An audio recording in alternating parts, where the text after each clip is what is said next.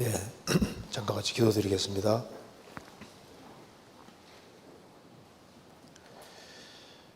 자비로우신 우리 아버지 하나님, 마땅히 형벌받을 수밖에 없는 저희들을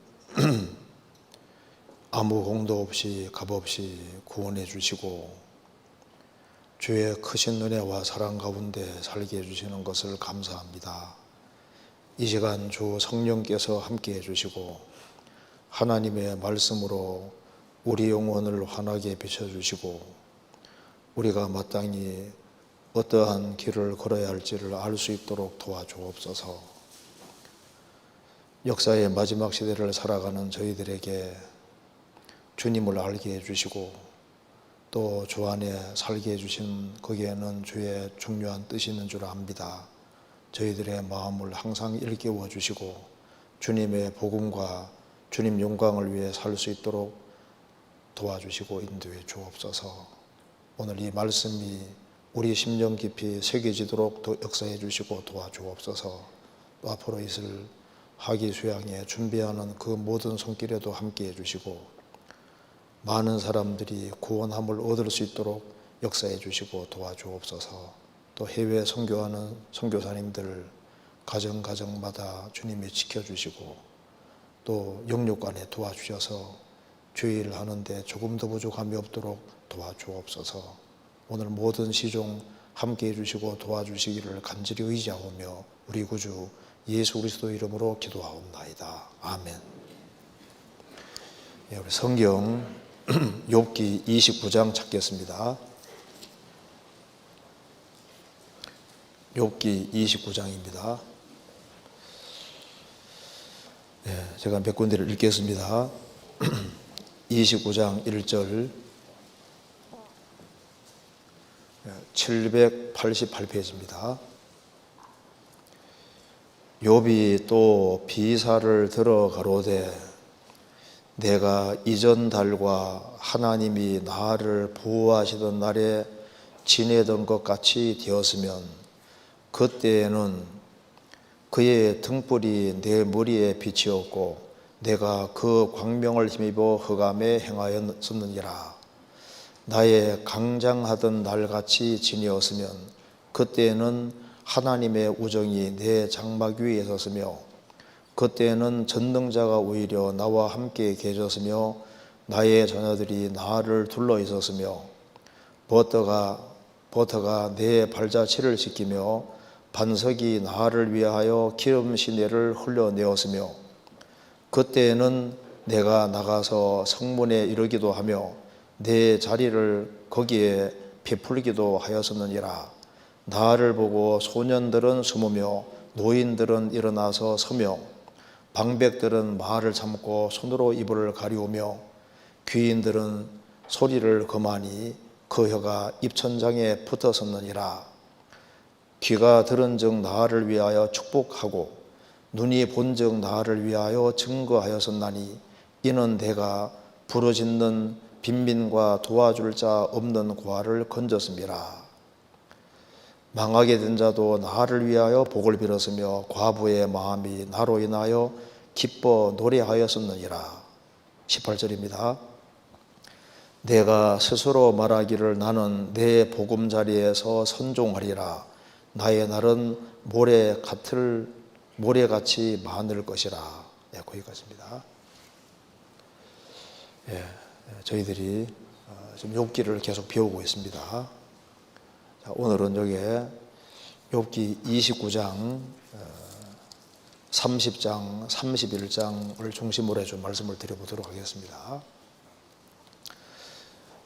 욥기 29장, 30장, 31장은 참 중요한 말씀인데요. 왜냐하면 이 욥기를 29장, 30장, 31장 보면은 욥이 어떤 사람인지를 아주 가장 정확히 볼 수가 있기 때문입니다. 이제 욥이 새 친구의 격동을 받다 보니까 자기 속에 있는 얘기를 아마 다 끄집어낸 거라고 할 수 있습니다. 그러니까 감춰뒀다가 하도 격동을 당하니까 나는 잘못한 것이 없다고 하면서 이제 자기가 구체적으로 어떻게 살았는지를 얘기를 하고 있습니다. 그래서 욥기 29장, 30장, 31장을 이해하는 키는 29장은 내가 과거에는 이랬었다. 과거에 하나님과 교통이 잘 되고 하나님의 축복받을 때 그 축복을 쭉 얘기를 했습니다. 30장은 현재 지금 아주 어떤 고통을 받고 있는지를 말씀하고 31장은 내가 과거에 이렇게 살았었노라고 이제 적나라하게 얘기를 하고 있습니다. 그래서 이제 제가 먼저 요약을 잠깐 해드리고 말씀을 드리겠습니다. 자, 먼저 욥기 29장 한번 보시겠습니다. 29장은 이제 욥의 전성기를 말하고 있습니다. 욥기 29장을 이해하는 키는 그때라는 단어를 주의하면 되겠습니다. 여기 1절 욥이 또 비사를 들어 가로되, 비유를 들어 가로되 그 말입니다.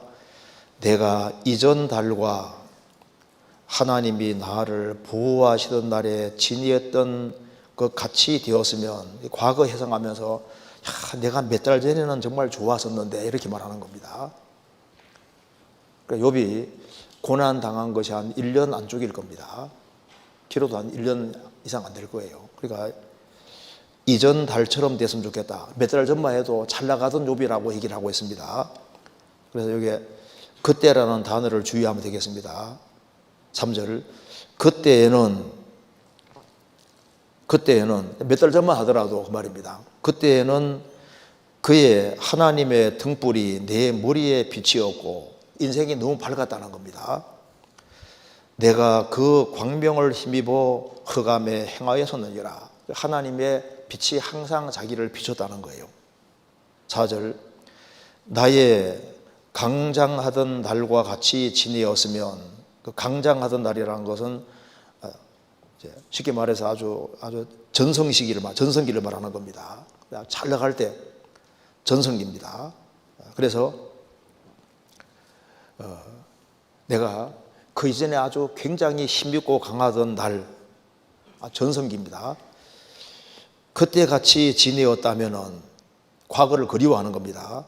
그때에는 하나님의 우정이 내 장막 위에 섰으며, 하나님의 우정이라고 했는데 우정이 히브리 말로 소드입니다.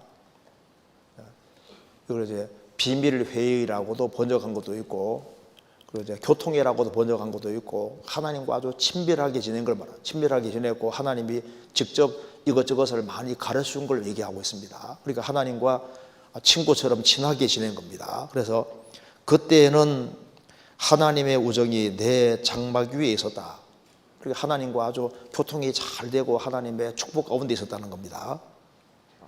그리고 5절에 그때에는 전능자가 오히려 나와 함께 계셨으며 나의 자녀들이 나를 둘러 있었으며, 그때는 몇 달 전만 하더라도 전능하신 하나님이 나와 함께 계시고 나를 축복해 주시고, 그리고 여러 가지로 하나님이 자신에게 가르치시고 하나님과 친밀하게 지내다는 겁니다. 그리고 나의 자녀들이 나를 둘러 있었다. 몇 달 전만 해도 10명의 자녀가 같이 있었잖아요. 10명의 자녀가 욥과 같이 있었는데 한꺼번에 다 죽게 됐잖아요. 몇 달 전만 해도 내가 잘 나갔었다 그 말입니다. 그리고 7절에 그때에는 내가 나가서 성문에 이르기도 하며 내 자리를 거리에 베푸기도 하였었느니라. 그 성문은 중요한 문제를 결정하는 곳이니까, 욥이 성문에 있었다는 것은 여러 가지 문제를 물어올 때 자신이 다 답을 해주고 지도적인 위치에 있었다는 겁니다. 그래서 8절에 나를 보고 소년들은 숨으며 노인들은 일어나서며, 그러니까 욥이 오면요 다 사람들이 고개를 숙이고 욥을 존경하고 높였다는 거예요. 그리고 9절에 방백들은 말을 참고 손으로 입을 가리우며 귀인들은 소리를 그만이 그 혀가 입천장에 붙었었느니라. 그 자신이 말하면은 다 말을 잘 듣고 다 굽신굽신대고, 욥이 아주 굉장히 존중받는 상태를 얘기하고 있습니다. 그러면서 욥은 자신은 빈민한 사람들, 가난한 사람들, 고아들, 과부들 이런 사람들을 많이 도와주고 그렇게 했기 때문에 자기는 참 인생이 평탄할 거라고 생각했다는 겁니다. 그래서 뒤에 보면은 18절에 내가 스스로 말하기를 나는 내 보금자리에서 선종하리라. 그러니까 선종하리라는 것은 편안하게 죽을 것이다. 인생은 참 이렇게 이 상태로 좀 평탄하게 살면서 참 아주 좋은 죽음을 맞이할 거라고 이렇게 생각했다는 겁니다. 그리고 나의 날은 모래같이 많을 것이다. 내가 최대한 장수하면서 인생 마무리를 잘 할 거라고 이렇게 생각했다는 거예요. 여기 우장은 이제 해석하는 키가 그때는 그랬었는데 이제 갑자기 상황이 돌변했다는 겁니다. 30장 보시겠습니다. 30장 1절. 30장에는 이제란 단어를 주의하면 됩니다. 1절. 그러나 이제는 나보다 젊은 자들이 나를 기롱하는구나. 놀리는구나. 조롱하는구나. 그들의 아비들은 나의 보기에 나의 양떼 지키는 개 중에도 둘만하지 못한 자니라. 이제는 욥이 영락하니까 10명의 자녀가 갑자기 다 죽어지요. 재산 전체가 날아가고 욥은 몸이 병들어서 아주 구더기들이 기어다니고 아주 형편없는 상태가 됐으니까 이제는 나보다 젊은 자들이 나를 기롱하는구나. 9절입니다. 이제는 내가 그들의 노래가 되며 그들의 조롱거리가 되었고 그들은 나를 미워하여 멀리하고 내 얼굴에 침뱉기를 주저하지 아니하나니. 자, 며칠 전만 해도 내가 이렇게 아주 굉장했었는데 이제는 젊은 자들이 나를 놀리고 9절에 말한 대로 내가 그들의 노래가 되며 그들의 조롱거리가 되었고. 이제 밥상머리에 앉으면 사람들이 뭐 얘기할까요? 욥 복상 망했네. 욥이라는 사람에 대해서 조롱하고 욥은 그들의 노래가 되었다. 그리고 그들은 나를 미워하며 멀리하고 내 얼굴에 침뱉기를 주저하지 아니하나니. 욥 가까이 와서 침 탁 뱉고 가고 이렇게 한다는 말입니다. 그래서 16절에 이제는 내 마음이 내 속에서 녹으니 환난 날이 나를 잡음이라. 밤이 되면 내 뼈가 쑤시니 나의 몸에 아픔이 쉬지 아니하는구나. 자, 이제는 내 마음이 내 속에서 녹는다. 환난 날이 나를 잡음이라. 아주 상상할 수 없는 큰 혼란 속에 있습니다. 밤이 되면 내 뼈가 쑤시니 나의 몸에 아픔이 쉬지 아니하는구나. 그러니까 고통이 계속 되는 거예요. 아픔이 쉬지 않는구나. 이제 이런 비참한 상황입니다. 그래서 결론적으로 이렇게 말하고 있습니다. 29절입니다.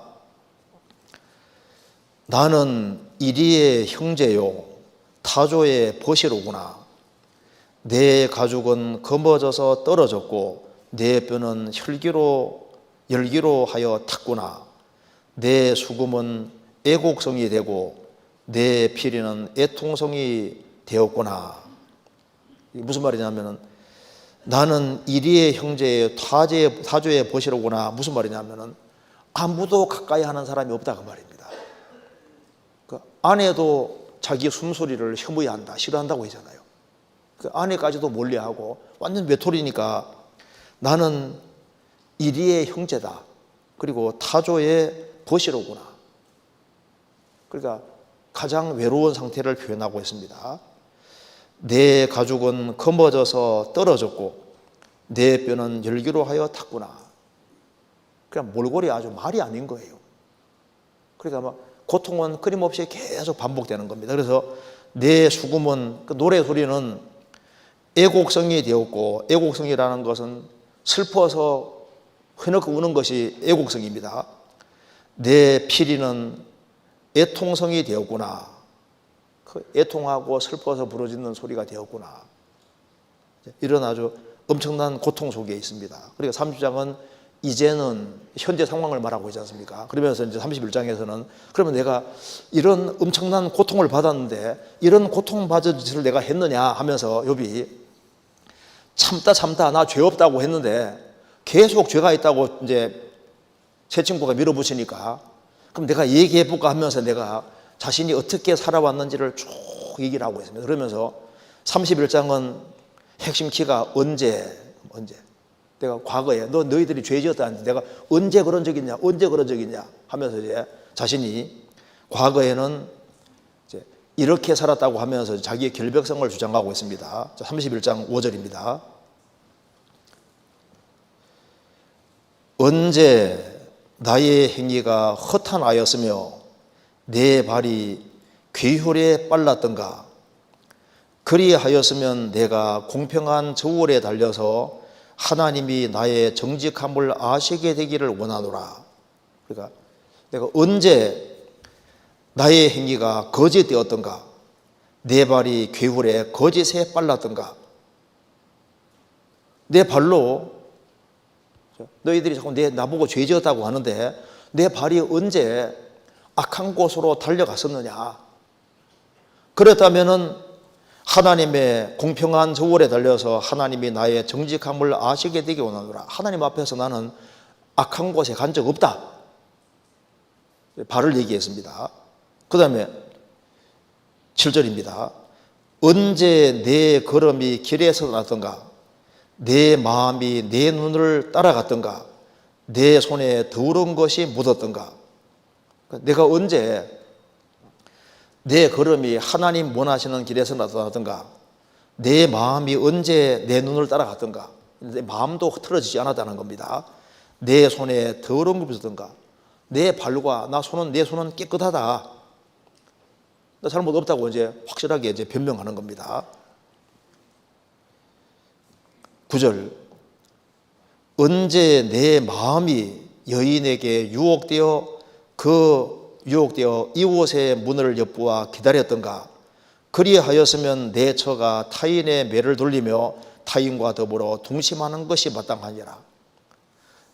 내가 결혼했는데 아내가 있는데 내가 언제 내 마음이 여인에게 유혹되어서 이웃의 문에 엿보아 기다렸던가. 나 딴 마음 품은 적도 없다. 그랬다면 내 처가 다른 사람과 더불어 동심하는 것이 마땅하다. 이렇게. 그리고 여기 이제 처음에는 발을 얘기하고 손을 얘기하고 내 마음도 나는 발랐다고 지금 얘기를 하고 있습니다. 그래서 행동과 마음이 발랐다고 얘기하고 있죠. 그 다음에 16절을 보시겠습니다. 내가 언제 가난한 자의 소원을 막았던가, 과부의 눈으로 실망케 하였던가. 그러면서 나 이웃에게 아무 잘못한 거 없다.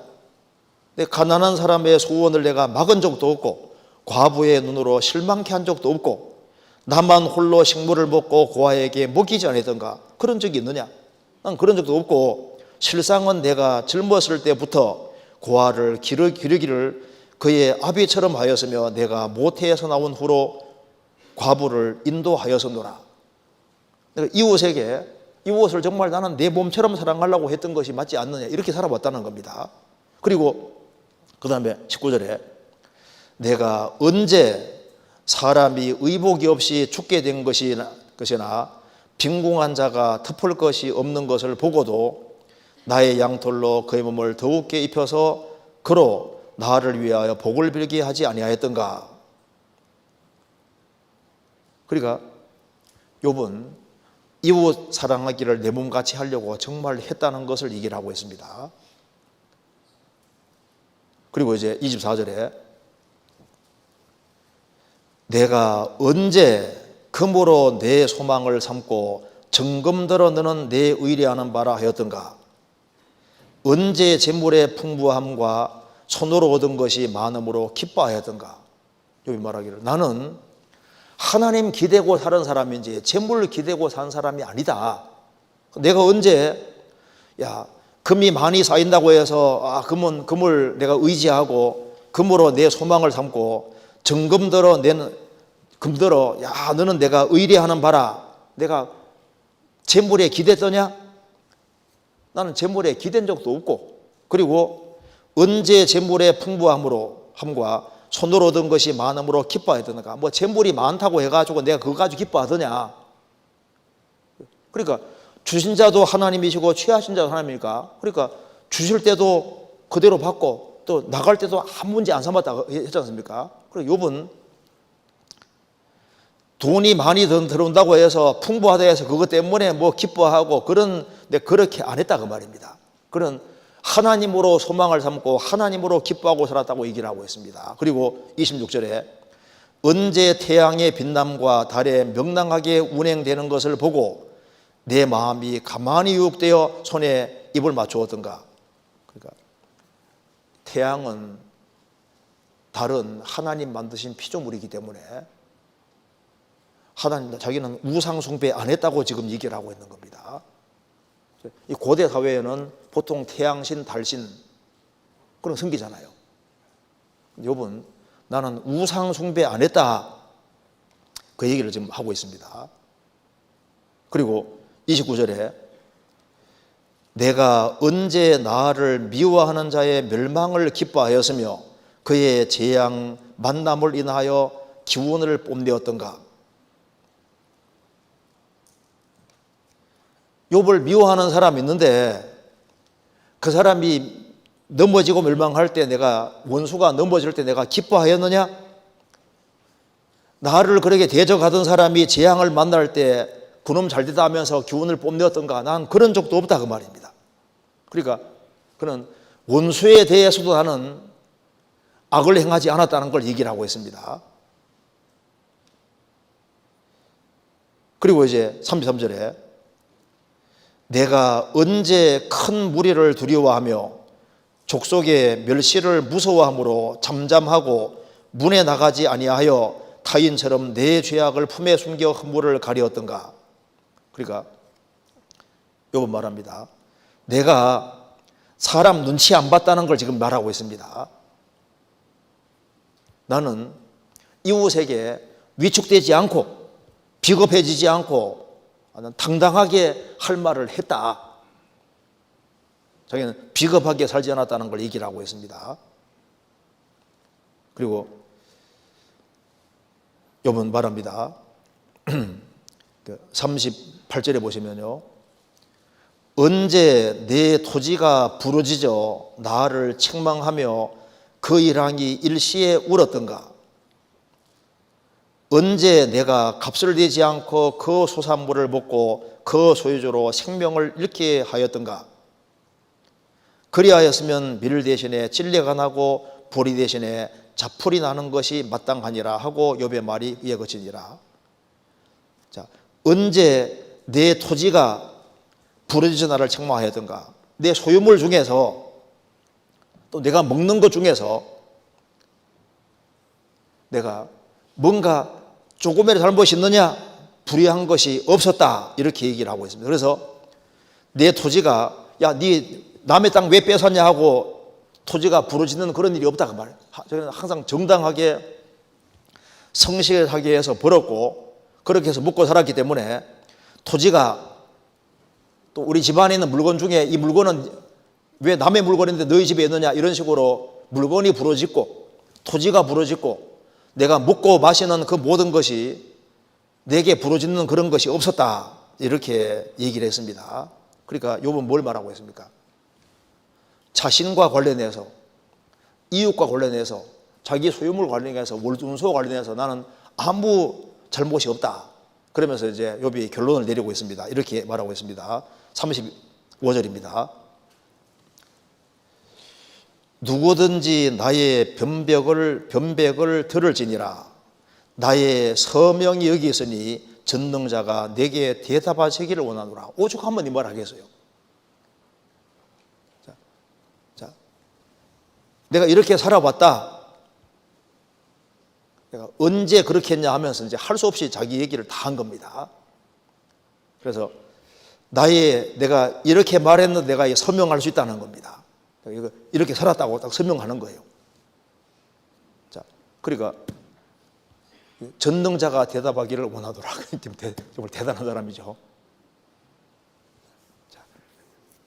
그래서 이제 욥이 이 과거에 내가 하나님하고 참 이게 잘 지내고 하나님의 큰 은혜 속에 살아왔는데 지금은 아주 비참하게 됐는데 새 친구가 이제 계속 이제 격동시키니까 야, 나 그런 적 없다고 하면서 이제 자신이 너희들이 내가 죄 지었다는데 근데 언제 그러냐, 언제 나는 과거에 이렇게 살았다. 이게 내 서명이라고 딱 얘기했잖아요. 그러니까 욥이 아주 이제 참 사람으로는 참 훌륭한 사람이라고 알 수 있습니다. 우리 시대에 이런 사람 찾기가 참 어려울 거 아니에요. 하나님께서도 욥은 의인이라고 정말 하나님 앞에서 정말 신실하게 살은 대표적인 사람이라고 할 수 있습니다. 그래서 우리 오늘 좀 생각해 볼 것은 이런 훌륭한 삶을 살았던 욥에게도 엄청난 고난이 왔잖아요. 욥은 말했습니다. 나는 이렇게 주 안에서 신실하게 살아가니까 나는 29장 18절에 나는 선종하리라. 내 편안하게 죽을 거다. 이 상태로 계속 이렇게 갈 거라고 생각했는데 갑작스런 예기치 못한 고난이 찾아온 거예요. 그러니까 이렇게 욥처럼 욥기 31장에 말한 대로 이렇게 아주 철저하게 바르게 말씀대로 살아가려고 노력하는 이 모든 사람에게도 예상치 못한 고난이 올 수 있다는 것을 얘기하고 있습니다. 자, 그래서 오늘 제목은 고난의 어두운 밤에 어떻게 처신할 것인가 이런 걸 좀 생각해 보려고 합니다. 제가 먼저 개요를 잠깐 말씀드리고 간단하게 말씀드리겠습니다. 먼저 특별히 이제 예상치 못한 큰 고난이 올 때 주의해야 될 것 좀 있습니다. 욥도 이제 예상치 못한 고난이 오니까 자기도 의도하지 못하게 이렇게 실언을 하고 잘못된 발언 같은 걸 하거든요. 특별히 어려울 때 조심해야 될 것이 있습니다. 그리고 이제 어려움을 당할 때는 과거가 그립기도 하잖아요. 내가 옛날 같이만 됐으면 좋겠다. 옛날에는 잘 나갔는데 그 정도만 됐으면 좋겠다. 그런데 사실은 내게 큰 잘못이 없는 상태에 예상하지 못하는 큰 어려움이 오면요, 우리 생각할 때는 그전처럼 됐으면 좋겠다 생각하죠. 그런데 그전처럼 되는 게 아니라 그전보다 훨씬 좋게 되도록 이 프로그램이 되어 있는 겁니다. 또한 욥은 이렇게 엄청난 재앙을 당했는데 하나님 응답이 없잖아요. 오랫동안 기다려도 답이 없습니다. 하나님은 침묵하고 대답이 없는 거예요. 그런데 대답이 없는 침묵이 사실 응답이거든요. 응답. 그러니까 하나님이 오랫동안 답해 주지 않는 그것이 사실은 그게 응답이라고. 응답 중에 하나가 답해 주지 않는 것이 응답이라니까요.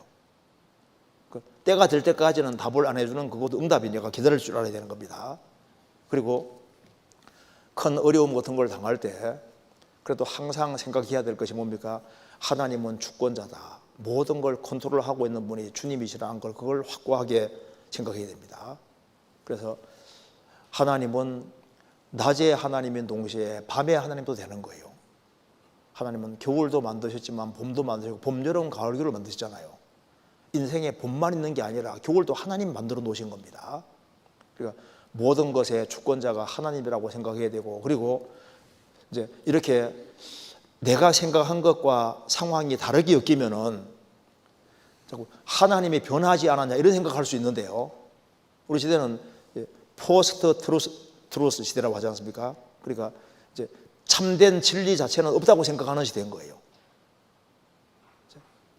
세상이 아무리 변해도 하나님은 절대 안 변합니다. 그래서 불변하는 법칙이라는 게 있는 거예요.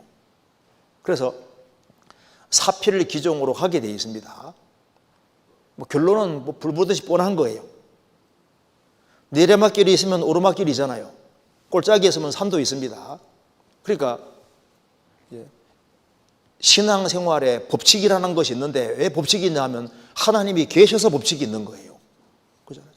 왜? 하나님은 안 변하니까 하나님이 행하시는 것도 항상 동일한 원칙 속에 행하시는 겁니다. 그래서 특별히 어려움을 당할 때 이거보다 더한 어려움이 와도 나는 감당하겠다는 각오 같은 것이 필요하다니까요. 그런 내가 너무너무 어려운데 죽으면 죽으리라는 각오를 갖고 살아가는 것이 훨씬 더 현명한 길에 속한다는 겁니다. 그리고 어떤 경우에도 고난이 심해지면 고난 때문에 정신이 없거든요. 그래도 정신 차려야 됩니다. 그러니까 목적을 어떤 경우에도 잃지 않으려고 노력해야 됩니다. 자, 이런 내용을 한번 같이 생각을 해보겠습니다. 자, 먼저 이제 이런 큰 고난을 당할 때 사람은 속에 있는 게 드러나게 되고 자기가 미처 예상치 못한 것이 자꾸 드러나게 되는 거예요. 그러니까 우리가 불순물이 있어도 잘 모를 수 있는데 어려움이 주어질 때 속에 있는 게 다 드러나잖아요. 욥도 고난 당할 때 하지 말아야 될 말을 자기도 모르게 하게 됐습니다. 때로는 생일도 저주하게 되고, 그리고 원망하는 말도 하게 되고, 그리고 이런 말까지 하지 않습니까? 욥기 30장 1절을 보시겠습니다. 1절. 그러나 이제는 나보다 젊은 자들이 나를 기롱하는구나. 자, 나보다 젊은 자들이 나를 놀리고 조롱하니까 욥은 뭐라 했습니까?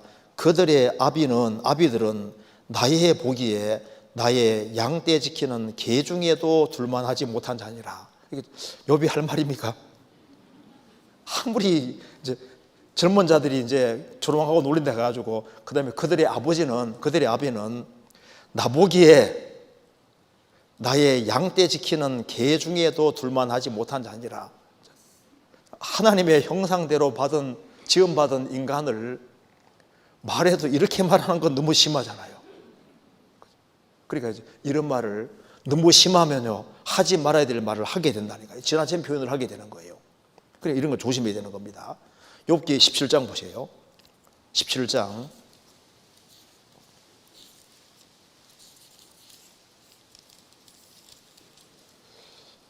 5절.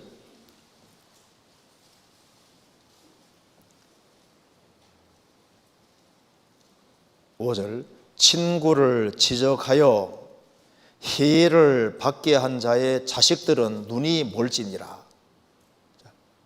욥이 뭐라 했어요? 욥의 새 친구에게 말하기를 친구를 지적하여 해를 받게 한 자의 자식들은 눈이 멀지니라. 욥이 할 말은 아니잖아요. 욥기 31장에서 내가 언제 잘 살았다고 얘기했지 않습니까? 근데 하도 격동을 당하니까 하지 말아야 될 말을 하는 겁니다. 그러니까 사람이 예상치 못한 아주 심한 고통에 떨어지고 그게 지속이 되면은 입에 재갈을 딱 먹여야 되는데 입에 재갈을 먹이지 않고 하지 말아야 될 말을 하게 되는 거예요. 그래서 네 입 앞에 파수꾼을 세워주시오. 파수꾼에. 그러니까 특별히 큰 고통이 있을 때 입을 딱 다무는 게 이게 참 중요한 겁니다. 또 한 가지는 이제 고난을 당할 때 자기 의를 너무 드러내지 않도록 조심해야 됩니다. 욥은 격동을 너무너무 받으니까 이제 원래 오른손 하는 것이 왼손이 모르게 하라고 했잖아요. 근데 욥은 너무너무 격동받으니까 너무너무 분통이 터지니까 내가 어떻게 살았는 줄 알아 하면서 31장에 내가 이렇게 살았노라 하면서 아주 적나라하게 자기를 쫙 얘기하면서 내가 정말 이렇게 살았다 그러면서 뭐라 했습니까? 이게 그러면서 사인까지 딱 하는 거 봐요. 정말 이렇게 살았다. 그러면 이제 욥이 이렇게 얘기를 하면 어떻게 되는 겁니까? 자기 의를 너무 크게 드러내잖아요. 그러면 야 하나님 잘못했네. 그 생각 들게 만들잖아요. 그래서 다음번에 배울 때 다음번에 배울 때 엘리후라는 사람이 새 친구 지적하면서 욥에게 딱 지적하면서 뭐라 했습니까?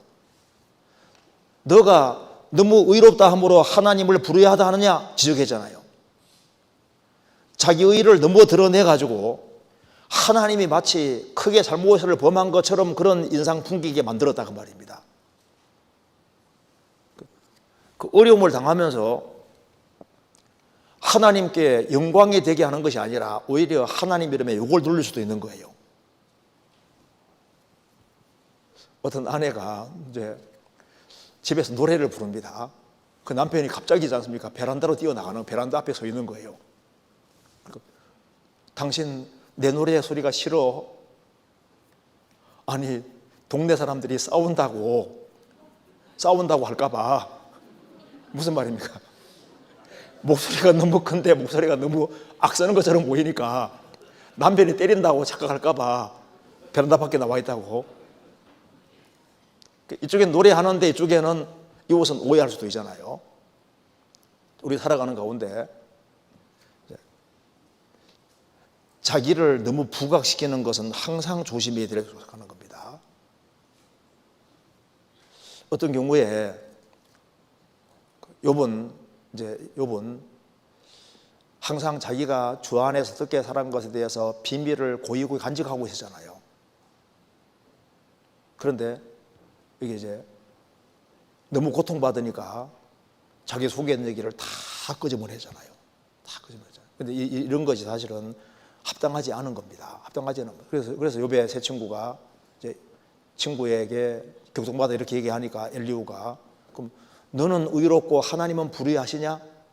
이렇게 지적을 딱 했잖아요. 그리고 또 한 가지는 이제 이 고난을 받을 때 마음에 틈이 생기기가 쉽습니다. 그래서 성경에 마귀로 틈을 타지 못하게 하라고 말씀했는데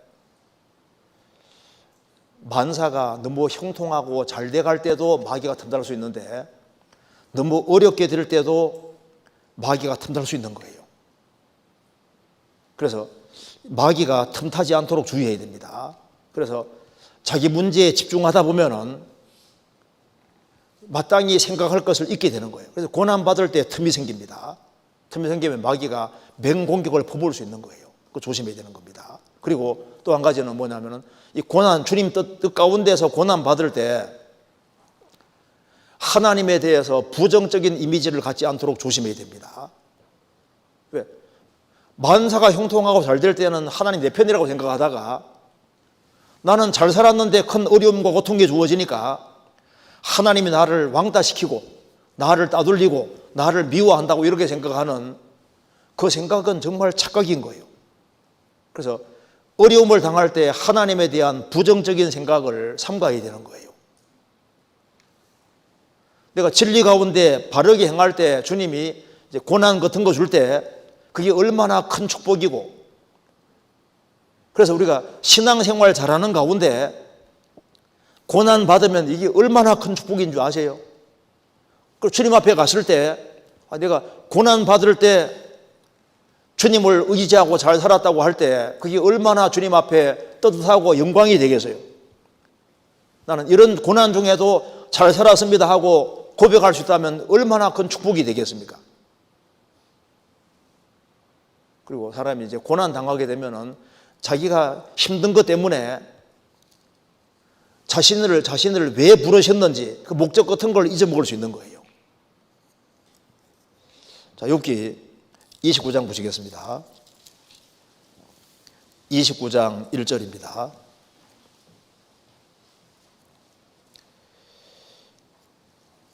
욥이 또 비사를 들어 가로되 내가 이전 달과 하나님이 나를 보호하시던 날에 지내던 것 같이 되었으면 그때는 그의 등불이 내 머리에 비치었고 내가 그 광명을 힘입어 흑암에 행하였었느니라.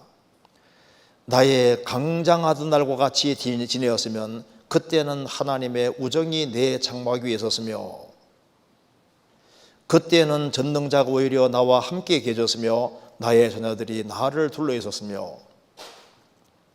자, 욥은 이제 과거를 회상합니다. 자, 욥과 같이 이런 큰 고난을 받을 때 누구든지 고난 있기 전 과거를 보통 회상하고 그리워하게 될 거 아니에요. 참 과거는 좋았는데 과거처럼 됐으면 좋겠다. 그런데 보세요. 불순종의 길을 걸어가다가 막심한 고난을 받을 때 과거를 과거처럼 됐으면 좋겠다는 생각에도 불순종하는 속에서 이 고통을 받을 때 이제 자기가 죄 지은 것을 괴로워하면서 후회해도 그전처럼 가기가 안 쉽습니다. 보통 이제 이 죄 가운데 살아갈수록 인생이 이렇게 밑으로 하락하게 되는 거예요. 어쨌든 간에 죄를 지은 경우는 일단은 그전보다 좋게 되기는 안 쉽습니다. 그죠? 왜? 징계라는 게 따르게 되는 거니까. 그런데 하나님 앞에서 큰 죄를 지은 것이 아닌데 어려움 같은 걸 당할 때는 이게 상황이 다릅니다. 죄를 짓고 정말 돌이킬 경우에 주님이 이제 더 귀하게 사용하는 경우는 있지만은, 그렇지만은 징계는 감수해야 되는 거지 않습니까? 그런데 큰 잘못을 범한 것이 아닌데 막심한 고난 같은 것에 떨어지면은 우리 생각할 때는 그전처럼 이전처럼 그때처럼 되면 좋겠는데, 그런데 그때처럼 되는 정도가 아니라 틀림없이 더 좋은 길로 가도록 되어 있습니다. 이건 법칙이거든요. 이건 틀림없는 겁니다. 그래서 내가 내리막길을 걸어간 것보다 훨씬 더 창대케 하는 건 그건 법칙에 속하는 거예요. 그러니까 욥은 이전 그때처럼 되면 좋겠다, 그때처럼 되는 것이 아니라 그때보다 훨씬 상상할 수 없을 만큼 더 확 높아지잖아요. 이건 법칙에 속하기 때문입니다. 성경 시편 71편입니다. 시편 71편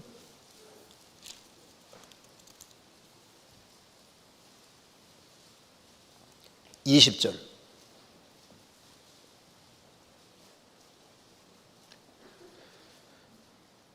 (852페이지입니다) 우리에게 많고 심한 고난을 보이신 주께서 우리를 다시 살리시며 땅 깊은 곳에서 다시 이끌어 올리시리이다. 나를 더욱 창대케 하시고 돌이키사 나를 위로하소서.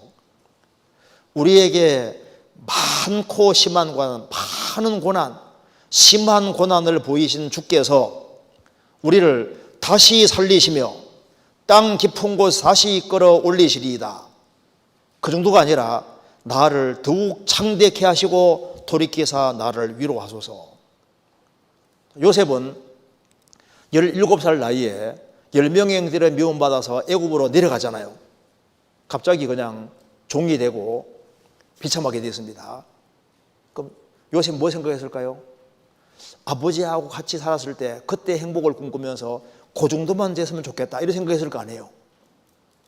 나중에 13년 지나서 애굽의 총리가 되고 이제 자녀를 둘 낳습니다.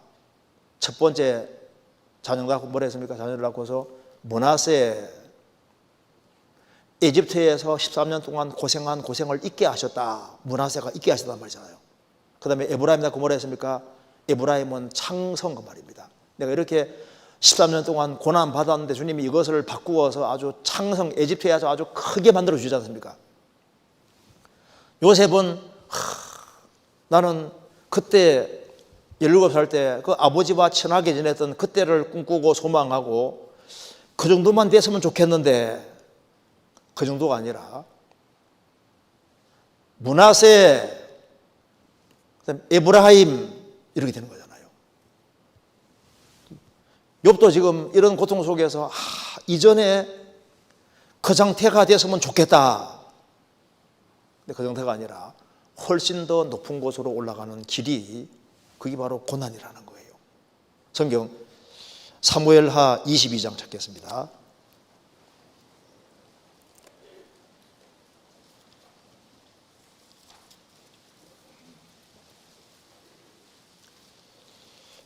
(22장) 34절.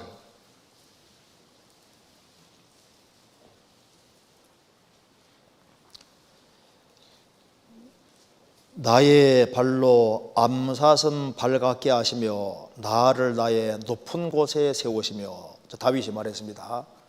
하나님이 나를 나의 높은 곳에 세우시며, 다윗은 지금 높은 곳에 세워진 상태에서 이제 자기 과거를 회상하는 내용이 바로 이 내용입니다. 이제 사울과 싸워 승리한 이후에 이제 그 높은 위치에 서서 왕인 상태에서 지금 자기 인생을 바라보면서 얘기하고 있습니다. 내가 어떻게 돼서 이 높은 곳까지 이르게 됐을까 하면서 얘기를 하는 거예요. 여기 22장 5절입니다. 사무엘하 22장 5절. 사망의 물결이 나를 애우고 불의의 창소가 나를 두렵게 하였으며 음부의 줄이 나를 두르고 사망의 울무가 내게 이르러도다. 다윗의 인생은 하나님께 기름 붓고 난 이후에 10년 이상을 정말 인생이 아주 깊은 골짜기를 다녔습니다. 그래서 자기가 10년 이상 고통받은 것을 5절 6절로 표현하고 있습니다. 사망의 물결이 나를 애워싸고, 그러니까 다윗은 죽을 만한 상황을 많이 겪었습니다. 불의의 창소가 나를 두렵게 하였으며 음부의 줄이 나를 두르고 사망의 올무가 내게 이르러도다. 그러니까 하나님 안 도와주면 죽을 수밖에 없는 그런 위태위태한 상황 속에 많이 들어가서 인생의 아주 깊은 골짜기를 통과하고 인생의 깊은 곳에 많이 들어갔던 겁니다. 거기에서 하나님께서 그가 부르짖을 때 건져주셔서 넓은 곳으로 이끄셨습니다. 20절 또 나를 또 넓은 곳으로 인도하시고 나를 기뻐하심으로 구원하시도다. 그래서 깊은 곳에 고통받는 다윗을 하나님께서 끄집어내서 넓고 평탄한 곳으로 이렇게 인도하시고 또 그 깊은 곳에 집어넣고 또 끄집어내서 넓은 곳으로 인도하시고 이걸 반복하면서 어떻게 했습니까? 그를 점점 온전하게 만드셨습니다. 33절 하나님은 나의 견고한 요새시며 나를 온전한 곳으로 인도하시며. 욥은 다윗은 이 고난 통해서 점점 더 온전하게 바뀌어갔습니다. 그리고 나중에는 34절에 나의 발로 암사슴 발같게 하시며 나를 나의 높은 곳에 세우시며. 그럼 왜 하나님이 인생의 깊은 골짜기에 들어가게 하시고 인생의 깊은 곳에 왜 두셨을까요? 높은 곳에 세우시려고. 그러니까 자기가 고난당하기 전 그 상태를 주려고 하는 게 아니라 그거보다 훨씬 더 높은 곳을 데려가려고 하는 그 목적으로 한다고 말입니다. 그러니까 욥은 내가 이전처럼 됐으면 좋겠다. 그래서 주님은 이전처럼 되는 것보다 더 좋은, 더 훌륭한 욥을 만들고 더 큰 축복을 주려고 주님께서 심한 고난을 허락하시는 거예요. 그잖아요. 그러니까 주님 뜻 가운데 고난받는 모든 사람들은 어떻게 생각이 되냐면은 황당한 어떤 고통과 어려움이 주어지고 이런 거 주어질 때 그게 하나님의 후한 대접이라고 반드시 믿어야 되는 겁니다. 하나님이 사람을 대접하는 방법이 뭐냐 하면은 더 고생시키는 것이 하나님의 방법에 속하는, 이게 특별한 방법입니다. 시편 13편입니다.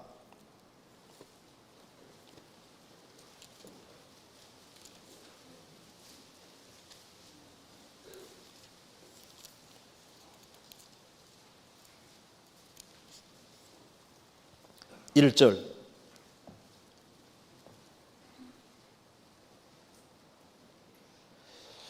여호와여 어느 때까지니까 나를 영영히 잊으시나이까?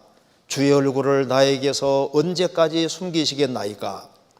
내가 나의 영혼에 경영하고 종일토록 마음에 근심하기를 어느 때까지 하오며 내 원수가 나를 쳐서 자긍하기를 어느 때까지 하리이까? 여호와여 어느 때까지니까 나를 영영히 잊으시나이까? 내가 이렇게 큰 고통을 받는데도 불구하고 왜 하나님은 가만히 계십니까? 나의 영혼에 경영하고 종일토록 마음에 근심하기를, 사람이 고통과 어려움이 지속이 되면은 영혼에 별 생각이 다 떠올라오잖아요. 왜 내가 이런 것을 당해야 되겠습니까? 나중에 다윗은 알았습니다. 이게 하나님의 후한 대접이구나. 6절에 같이 읽겠습니다. 내가 여호와를 찬송하리니 이는 나를 후대하심이로다. 후한 대접이다. 후한 대접. 그래서 우리 그리스도인의 삶에서 이런 고난이라는 것은요, 원래부터 주어지는 것이라고 반드시 생각해야 됩니다. 그래서 야고보서 1장에 너희가 여러 가지 환난을 만나거든 온전히 기쁘기라. 만나거든이 만난다면이 아닙니다. if가 아닙니다. 만날 때잖아요. 때. when입니다. when. 만날 때. 그러니까 만난다면 하면 안 올 수도 있거든요. 만날 때 성도 중에 고난당하지 않는 성도가 누가 있습니까? 그러니까 구원 안 받은 사람은 죽을 때까지 기운이 충실하고 평탄하게 살다가 죽는 일이 있어도 구원받은 성도는 평탄하게 살다가 주님 앞에 가도록 안 돼 있어요. 그런 사람이 있다면 성경에서도 여러 가지 환난을 만난다면 가정부부로 서야 될 겁니다. 가정법이 아니라 올 때입니다. 오긴 온다가 말입니다. 올 때, 야, 이 원래부터 오는 것이구나 이렇게 생각해야 된다가 말입니다. 올 때 올거니 잘 됐다 하고 그걸 온전히 기쁘게 받으라가 말입니다. 올 거니까. 자, 그리스도인은 그 사람 견딜 수 있는 범위 안에서 고난은 오도록 되어 있습니다. 근데 욥 같은 경우는 자, 이 고난이 왔는데 도무지 이해되지 않는 고난이 왔잖아요. 이렇게 신앙생활 잘하는 욥이 갑자기 재산만 다 날아가도 황당하잖아요. 10명의 자녀가 당일 하루에 다 죽는 거 이게 더더욱 이해가 안 되잖아요. 몸 전체가 병드는 거 더더욱 이해가 안 됩니다. 자, 그러면 이런 재앙이 주어지면은 답이 빨리 주어지면 좋은데 답이 안 오잖아요.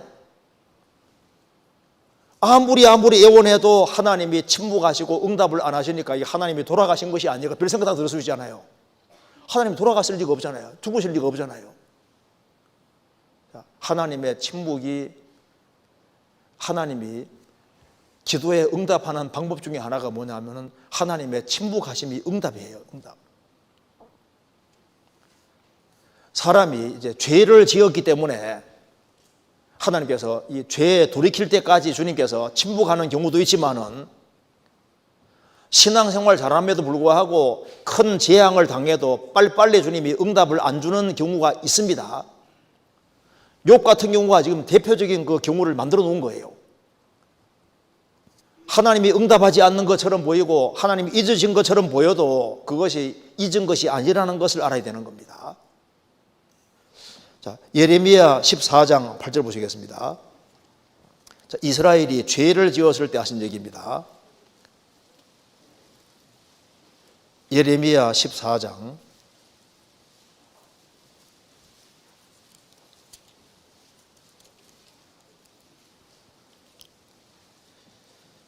8절 1073페이지입니다.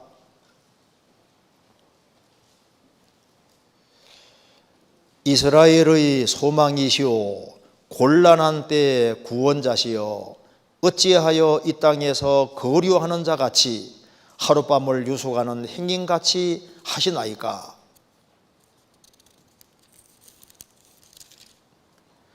9절 어찌하여 놀라 벙벙하는 자 같으시며 구원치 못하는 용사 같으시니까. 여호와여 주는 오히려 우리 중에 계시고 우리는 주의 이름으로 일컬음을 받는 자요니 우리를 버리지 마옵소서.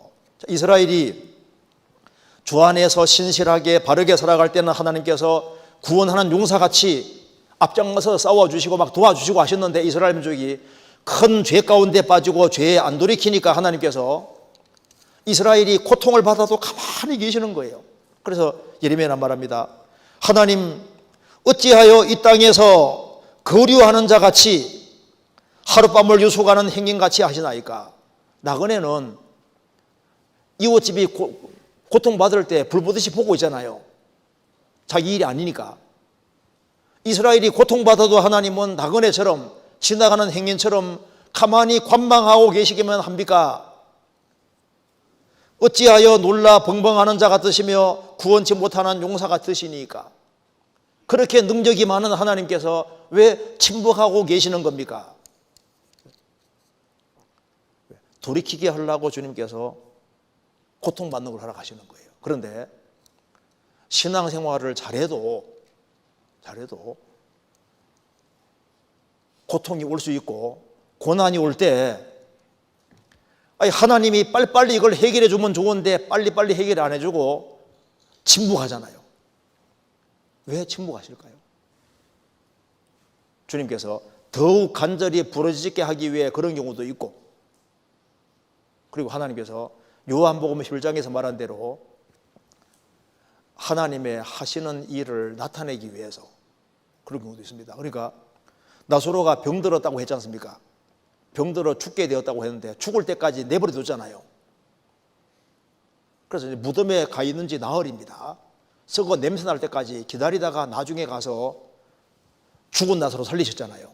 그러니까 왜 하나님이 지연시켰냐면은 그 나사로를 통해서 하나님 영광을 더 크게 드러내기 위해서 일부러 이틀 더 유하시고 지연하는 일이 있습니다.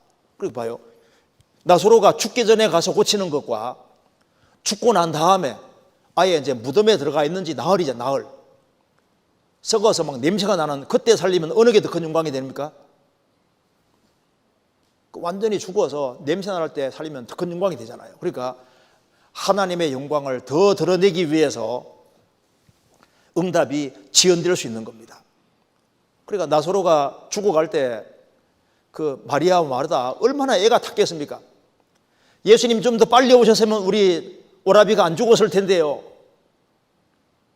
주님은 그 도움 요청을 듣고도 빨리 움직이지 않고 더 시간 여유 가지고 더 기다리고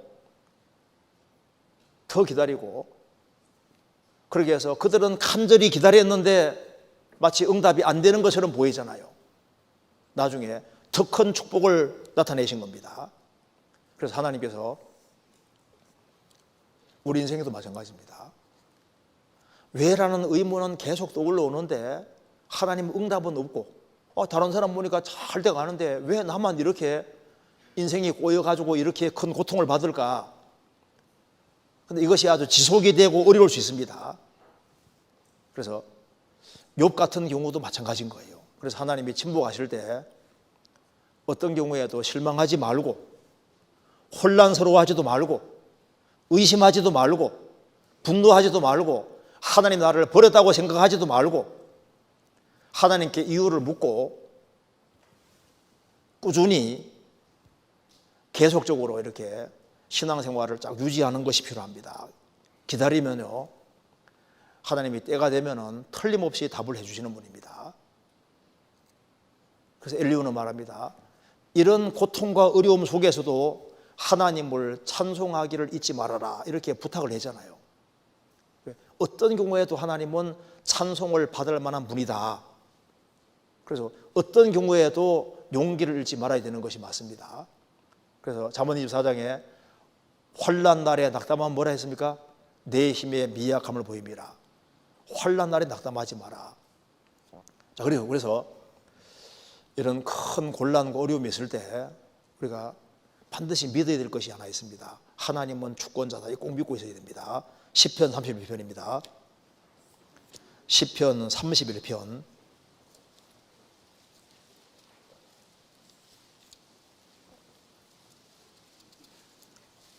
15절.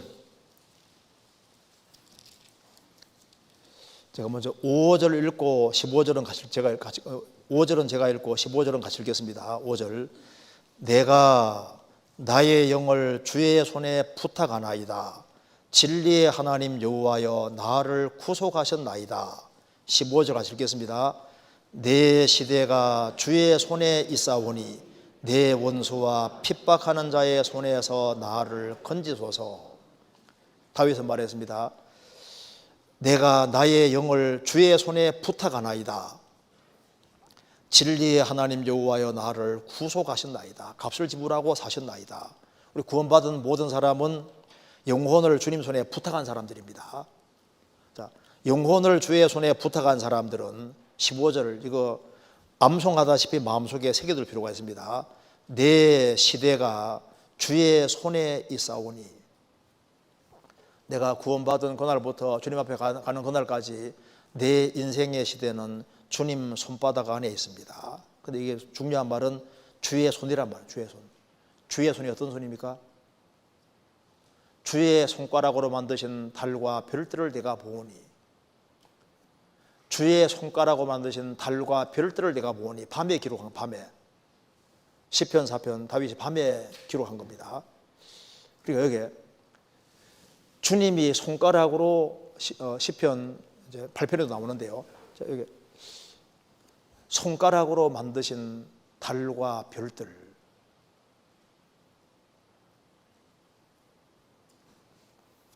자, 그럼 보세요. 주님이 손가락으로 이 우주를 만드셨고, 이 우주를 꽉 붙잡고 있는 게 주님 손이잖아요. 예레미야 18장에는 이스라엘 백성들을 말하면서 이스라엘아, 토기장이 손에, 그릇이 토기장의 손에 있는 것처럼 너희들은 내 손 안에 있느니라. 지구상의 각각의 나라도 하나님 손 안에 있습니다. 그렇죠? 한국이란 나라도 하나님 손 안에 있고, 우리 개인도 하나님 손 안에 있는 거예요. 구원받은 사람은 하나님 손 안에 있습니다. 그래서 내 시대는 주의 손에 있사오니, 욥의 시대도 하나님 손 안에 있는 거예요. 손 안에. 그러니까 왜? 하나님은 주권자이기 때문에 우리 인생은 하나님의 손바닥 안에 움직이는 거예요. 그래서 하나님은 주권자이기 때문에 예수님 말씀했습니다. 참새 2마리가 한 아소린에 팔리는 것이 아니냐. 그러나 너희 아버지께서 허락지 아니하시면 그 하나라도 땅에 떨어지지 아니하리라. 참새 1마리도 하나님 뭐라고 하시면 안 떨어진다고 했습니다.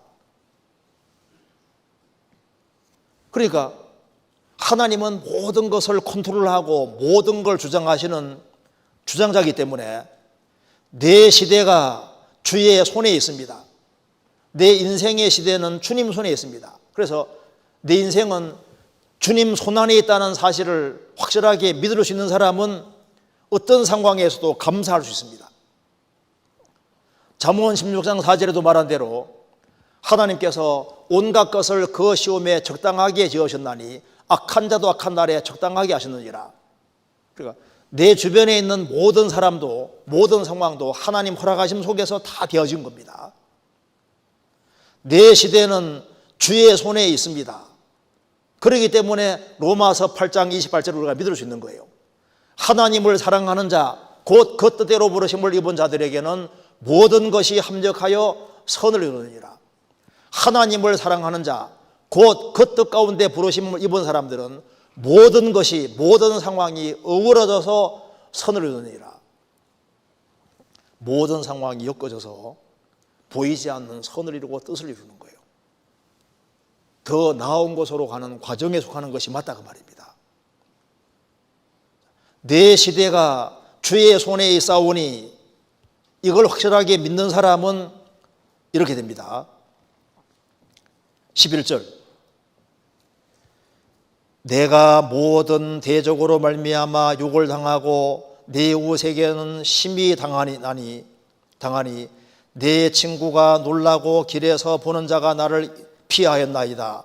내가 잊어버린 바됨이 사망한 자를 마음에 두지 아니함과 같고 파기와 같으니이다. 내가 무리의 비방을 들어오며 사방에 두려움이 있나이다. 저희가 나를 치려 의논할 때 생명을 빼앗기로 꾀하였나이다. 그 다음 같이 읽겠습니다. 그러하여도 여호와여, 그러하여도 나는 주께 의지하고 말하기를 주는 내 하나님이시라 하였나이다. 그러하여도 무슨 말이에요? 이런 황당한 상황이 벌어져도 그 말입니다. 아무 잘못이 없는데 많은 대적이 생기고 대적으로 해서 욕을 당하고 이웃에게 심히 당하고 이제 완전히 부서진 거로처럼 그 완전히 다른 사람들이 전혀 관심을 안 기울이는 외톨이가 되는 거예요. 이런 비참한 상황, 그러하여도 나는 주께 의지하고 말하기를 주는 내 하나님이시리다. 욥도 마찬가지입니다. 이런 황당한 상황이 벌어져도 그러하여도 나는 주는 내 하나님이다. 그렇게 말을 했습니다. 10절에 내 생명은 슬픔으로 보내며 나의 해는 탄식으로 보내며, 여기 해가 영어로는 이얼제입니다. 원어에도 복수로 되어 있는데 나의 해들은 그 말입니다. 내 생명은 슬픔으로 보내며 나의 해는 탄식으로 보내며, 다윗이 오랫동안 정말 얼마나 고통을 많이 받았습니까? 그러하여도 나는 주께 의지하고 말하기를 주는 내 하나님이시다. 그래서 이 환난 속에서 정말 얼마나 확실한 신앙을 갖고 있는지를 보여주지 않습니까? 그래서 하나님의 주권을 꼭 믿어야 됩니다. 그래서 이제 그리스도인 되고 난 이후에는 황당한 일이 벌어질 수 있습니다. 나는 주 안에서 정직하게 바르게 살았음을 불구하고 도무지 이해되지 않는 황당한 일이 벌어지는 겁니다. 그렇기 때문에 우리에게도 무슨 신앙이 필요하냐면은 그러하여도 나는 주께 의지하고 말하기를 주는 내 하나님이시라 하였나이다. 왜? 내 시대는 주의 손에 있기 때문입니다. 시편 74편입니다. 74편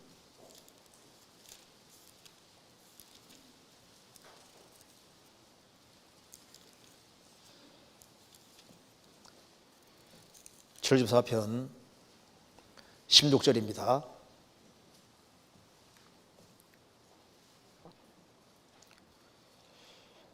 낮도 주의 것이요 밤도 주의 것이라. 주께서 빛과 해를 예비하셨으며 땅의 경계를 정하시며 여름과 겨울을 이루셨나이다. 이게 왜 얘기를 하냐면 이유가 있습니다. 지금 여기에 시편 74편 읽어보시면은 이스라엘 백성들이 아주 큰 시련을 당했습니다. 1절에 보시면은 하나님이여 주께서 어찌하여 우리를 영원히 버리시나이까? 어찌하여 주의 치시는 양을 향하여 진노의 연기를 바라시나이까?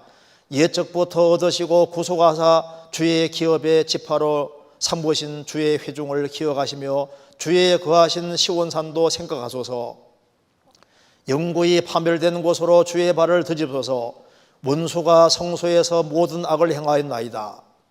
5절 저희는 마치 도끼를 들어 살림을 베는 사람 같으니이다.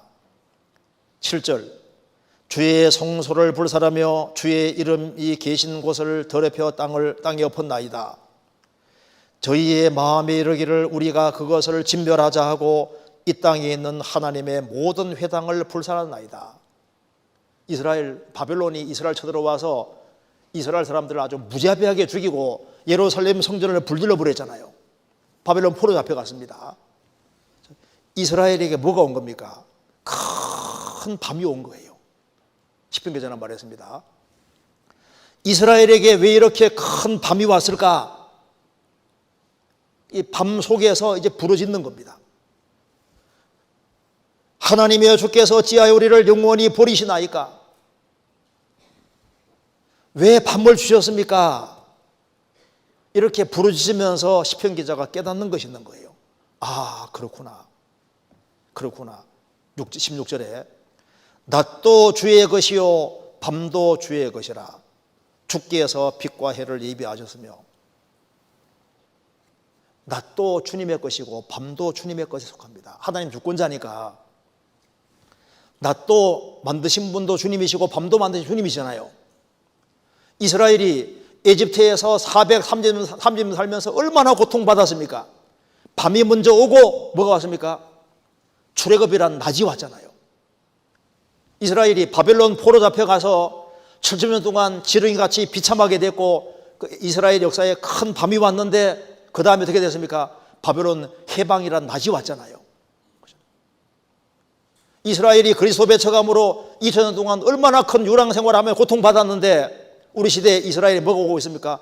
다시 낮이 오고 있잖아요. 밤도 주의 것이요 낮도 주의 것이다. 욥이라는 사람에게도 큰 인생의 밤이 왔습니다. 그 이후에 또 낮이 오잖아요. 왜? 밤도 주의 것이고 낮도 주의 것입니다. 욥은 내게 수고로운 밤이 작정되었다고 했는데 그 이후에 또 낮이 오잖아요. 또 하나님 완전히 회복시켜 주십니다.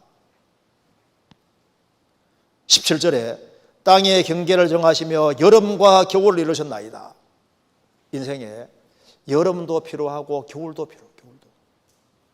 이스라엘은 겨울이 성장기입니다. 아시죠? 여름에 거두는 거예요. 이스라엘은 여름은 추수기고 겨울은 성장기라고. 그러니까 우리 인생에도 겨울이 사실은 뭐냐 하면은 겨울이 신앙 성장기예요. 겨울에 많이 자랍니다. 인생의 밤에 많이 자라도록 이렇게 프로그램이 돼 있어요. 그래서 욥은 하나님께서 겨울을 주시고 여름이란 결실을 주시는 겁니다. 욥에게 밤이 왔지만은 하나님께서 다시 낮을 주셨잖아요. 그러니까 뭘 믿어야 되냐면은 세상이 아무리 바뀌어도 하나님은 절대 변하는 분이 아니라는 겁니다. 말라기 3장에 말씀하기를 나 여호와는 변혁지 아니하나니 그러므로 야곱의 소나 너희가 소멸되지 아니하느니라. 하나님은 변혁지 않는다. 하나님은 바뀌는 분이 아닙니다. 세상이 아무리 바뀌어도 하나님은 안 바뀝니다. 항상 동일하신 하나님으로 있습니다. 하늘도 땅도 다 낡아지고 망하지만은 주님은 여상하시고 여전하시고 변함이 없으십니다. 세상 너무 많이 바뀌었습니다. 요즘 신문대로 거둔다 하면 잘 안 맞아요. 왜? 대박 나는 사람들이 많이 생기잖아요. 그죠? 뭐 공부 열심히 한다고 뭐 이렇게 성실하게 살아가지고 이렇게 되는 것보다 머리 잠깐 돌려가지고 막 잘 되는 경우 많잖아요. 그러니까 세상 보면은 막 헷갈리게 돼 있는 시대가 우리 시대입니다. 그런데 세상이 아무리 헷갈려도 하나님은 안 바뀝니다. 하나님은 변하지 않고 인생 본성도 변하지 않고 하나님은 사람을 다뤄가는 모든 것도 절대 변하지 않습니다. 하나님 성품이 안 바뀌어요.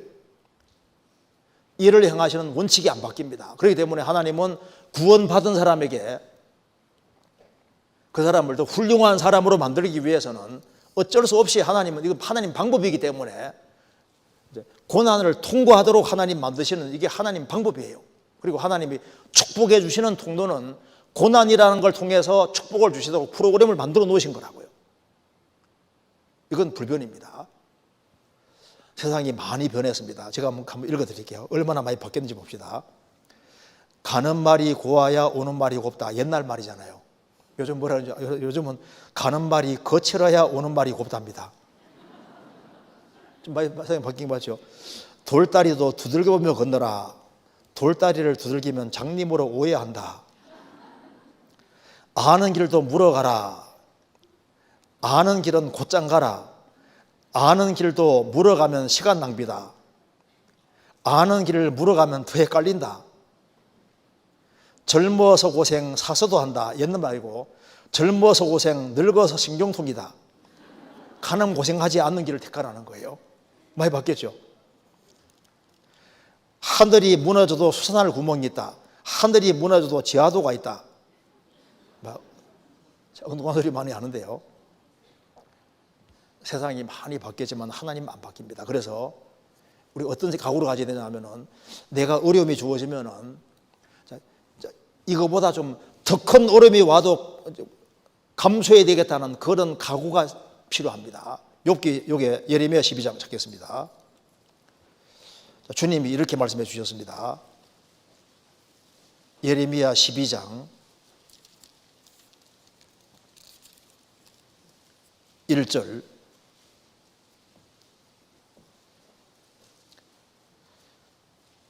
여호와여 내가 주와 쟁변할 때는 주는 의로우시니이다. 그러나 내가 주께 질문하옵나니 악한 자의 길이 형통하며 패역한 자가 다 안락하면 무슨 용곤이이까? 주께서 그들을 심으심으로 그들이 뿌리가 박히고 장성하여 열매를 맺었거늘 그들의 입은 주께 가까우나 그 마음은 머니이다. 예레미야는 10대 때 주님 부르심 받아서 주의 일을 하는데 너무너무 힘든 거예요. 자기는 맨 얻어터지고 고통받는데 비난받고 고통받는데 이 악인들은 잘 돼가고 형통한 거예요. 하나님, 내가 하나님이 의롭다는 건 알지만 내가 한마디 하겠습니다. 나는 왜 이렇게 고통을 받고 하나님을 등지고 사는 악한 자의 길은 형통하고 하나님 거스르는 자가 다 안락하면 도대체 무슨 용고입니까? 내가 이렇게 고생해서 되겠습니까? 이렇게 말하는 거예요. 자기 너무 고생한다고 말하는 겁니다. 그러니까 자, 5절 같이 읽겠습니다. 내가 보행자와 함께 달려도 피곤하면 어찌 능히 말과 경주하겠느냐? 내가 평안한 땅에서는 무사하려니와 요단의 창길한 중에서는 어찌하겠느냐? 하나님 말씀했습니다. 이제 혹될라다가 혹 붙인 격입니다. 너가 지금 보행자, 맨발로 달리는 사람과 함께 달려도 피곤하게 생각하면은 너 잠시 후에는 말하고 경주해야 되는데 말하고 경주할 때는 어떻게 하겠느냐? 너 지금까지 1장부터 12장까지 살아오는데 너무 힘들었다고 하는데 너 지금 갈 길이 멀다. 지금 여기 예레미야서 11장까지 와서 허걱대는데 예레미야서가 몇 장까지 있습니까? 무려 52장까지 있잖아요. 아직 갈 길이 많이 남았는데 벌써 힘들면 어떡하냐? 너 지금 보행자와 달려도 피곤하게 생각하면 어찌 능히 말과 경주하겠느냐? 네가 평안한 땅에서는 무사하려니와 요단의 창길한 중에서는 어찌하겠느냐? 지금 요백이 말합니다. 너 지금 그래 하나님을 하면서 고난 받고 있지? 너 때리더냐 누가? 너 몸을 멀쩡하지 않냐? 근데 지금 평안한 땅이다. 요거도 먹는 거 그거 때문에 힘들어하느냐? 너 잠시 후에 요단의 창길한 중에 들어간다 그 말입니다. 무슨 말입니까? 목숨이 위태위태한 곳에 들어간다 그 말입니다. 너 지금 맨발로 달리다가 힘드는데 너 지금 조금 있다가 지금 말하고 달려야 될 때는 더 힘들 거 아니에요? 말 따라가면 얼마나 힘들겠습니까? 너 지금보다 더 큰 어려움이 기다리고 있다. 너 지금 생명의 위협은 없지만 너는 조금 더 있으면 생명 위협까지 당하게 되는 그런 어려움이 주어질 텐데 지금 벌써 힘들어하면 어떡하냐? 이렇게 말했잖아요. 우리가 주님 뒤를 따르는 사람으로서 내가 이 정도 고난 때문에 힘들어하면은 뭘 생각이 됩니까? 자, 이거보다 내가 아주 더 큰 어려움이 주어져도 나는 감당해야 되겠다는 그런 각오 같은 것이 필요합니다. 이왕 주님 위해 살아가는데 좀 고생 좀 더 하자 그런 마음을 가지고 내가 아무리 고생해도 지옥 갈 사람 하루 고생할 수 없잖아요. 조금 더 고생하자. 이왕 고생하는 김에 최고로 고생하자. 이런 마음 가지고 고난이라는 걸 대해야 된다는 말입니다. 내가 지금 어려움이 와도 이거보다 더한 어려움이 와도 감당해야 되겠다는 그런 각오, 죽기밖에 더 하겠냐 이런 각오 가지고 임해야지 되지. 지금 이 정도의 어려움 가지고 어렵게 생각하지 말으라고 하나님께서 공고하고 있잖아요. 내가 아무리 고생해도 나보다 고생하는 사람 훨씬 많아요. 우리는 구원받은 거 하나만 가지고도 사실 충분하거든요. 내가 아무리 고생해도 지옥 갈 사람 고생 하루 못 하지 않습니까? 그러니까 얼마든지 고난에 오더라도 겪어야 되겠다는 그런 각오 같은 것이 필요합니다. 옛날에 순교도 많이 했는데 우리는 순교하는 거 없잖아요. 누가 예수 믿는다고 린치를 해요. 가정적으로 어려움이 있다 할지라도 그거보다 더한 어려움을 겪는 사람도 많이 있는데 그래서 그걸 감사함으로 받고 더 큰 것이 오더라도 나는 각오해야 되겠다는 그런 넉넉한 마음 가지고 고난을 대하라는 겁니다. 그리고 우리를 구원하신 목적이 있으니까 어려움이 있다 할지라도 목적을 잃지 말아야 됩니다. 우리는 30명, 60명, 100명을 주님 품으로 인도해야 될 사람입니다. 그렇지 않습니까? 우리를 부르셨을 때 하나님 목적이 있고 계획이 있어요. 우리가 주님께 받은 사명인 것을 항상 생각하면서 생을 살아야 되겠습니다. 같이 기도하시겠습니다. 자비로우신 우리 아버지 하나님, 저희들을 주의 보배로운 피로 구원해 주시고 또 소망을 가지고 생을 살게 해주시는 것을 감사합니다. 주님께서 가정마다 지켜주시고 또 곤란과 어려움 중에 죽으시고 부활하신 주님을 의지할 수 있는 믿음을 주시고 그리고 아주 담대하게 시련을 대할 수 있도록 도와주옵소서. 우리의 사랑하는 가족들, 친척들, 이웃들에게도 이 귀한 복음을 전해줄 수 있도록 역사해 주시고 도와주옵소서. 우리 나머지 모든 생에 주의 거룩한 말씀으로 다스려 주옵소서. 우리 구주 예수 그리스도 이름으로 기도하옵나이다. 아멘. 찬송가 394장 1절과 4절을 같이 부르시겠습니다.